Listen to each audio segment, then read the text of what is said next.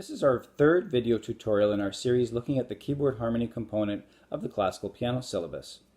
In this tutorial we'll look at grades 7 and 8, and the workbook we're using is Keyboard Harmony, Harmonizing Made Fun by Deborah Wanless, Book 3. In grades 7 and 8, students are learning to consolidate the skills that they've acquired in grades 4 to 6, where they can read and interpret chord symbols, forming chords in the right hand, single notes or even octaves in the left hand, and they're better able to, in the end, interpret chord symbols off the page in contemporary music or see chord outlines in classical music and become efficient readers, learning to improvise better, and learning just how the keyboard's really structured. This creates well-rounded musicians. There's another resource that we can use too, the 153 Fun Tunes to Harmonize for Easy Fake Piano by Deborah Wanless. All of her books are available on her website, and we also have a podcast available on our podcast page, Conservatory Canada Radio, where we interview Deborah Wanless and talk in a bit more detail about the structure of keyboard harmony and some of the other benefits for students. For grade 7 harmonizing, we're working through the keys of C, G, F, and D major, as well as A minor and E minor. The requirements aren't too much different from grade 6, just that we're expanding the key set. The chord progression is a little bit different, and all the chord progressions can be found in all the various keys through the Wanless workbook. I'll show you the D major chord progression here, 1, 4, 5, 1, as it's shown in the syllabus.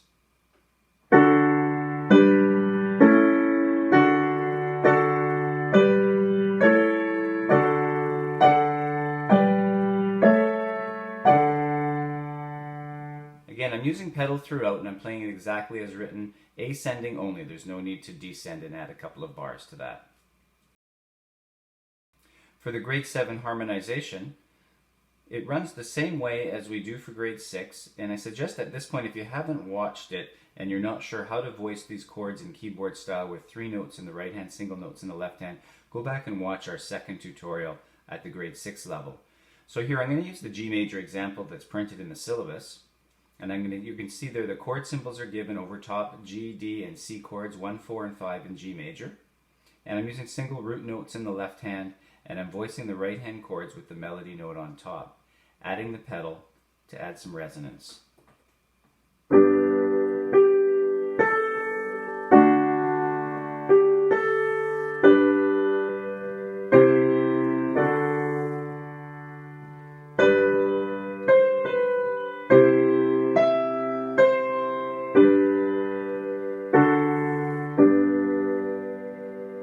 Again, on the exam, students will see the chord symbols. In the workbook, there are many examples with X's at the chord changes.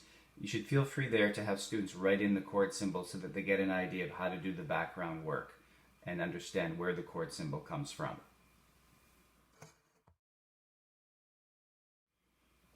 For grade 8, it's not too much more difficult than grade 6 and 7, just that we expand the key set. So now in grade 8, students are responsible for progressions and harmonizing in B flat and E flat major, as well as D minor, B minor, G minor, and C minor.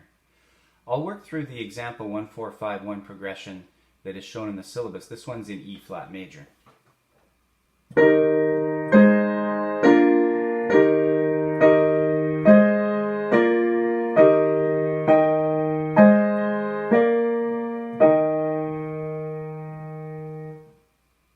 I think students, it's a good idea for them to be able to transpose these, even though they are printed in the workbook in all the various keys.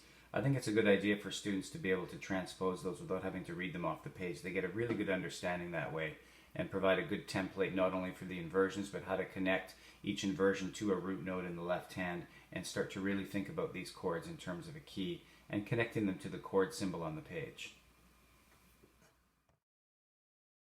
The grade 8 requirements aren't really any different from grade 6 or 7, but we're adding extra keys now. So students are expected to be able to do progressions and harmonize in B flat and E flat major, as well as D minor, B minor, G minor, and C minor. We're still only using 1, 4, and 5 chords, and the syllabus states that it's a good time to start exploring 5, 7. In this case, I'm going to use the B minor example that you see in the syllabus and on the screen now. I'm going to try and slip in an F sharp 7, although it's not expected of students, and you won't see that chord symbol when students are playing on the exam. It's just a good idea to get it under their belt and encourage them to be a little more creative. Maybe the left hand patterns can become a little bit more complex. they can feel free to really explore, especially students that just have an innate ability to do that kind of thing. So I'll slip in an F sharp 7 halfway through so you can see what that looks like. There's also an interesting appoggiatura type note towards the end in the F sharp chord before the cadence at the end. And I'll add something special at the B minor at the finish, and I'll talk about that later. So again, this is the example that you see in the syllabus in B minor. It's a little awkward to play, so I'm going to go slow and make sure I get it right. And I'm still using pedal, of course, to add resonance and combine everything together. It's pretty crucial in this particular example.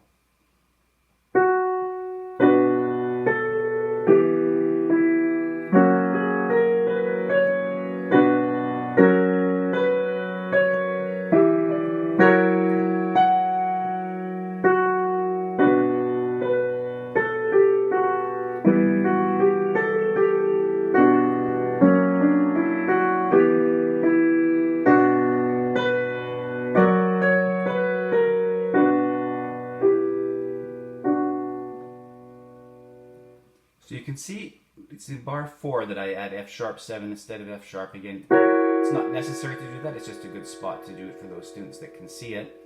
The F sharp chord before the finish has a D on top.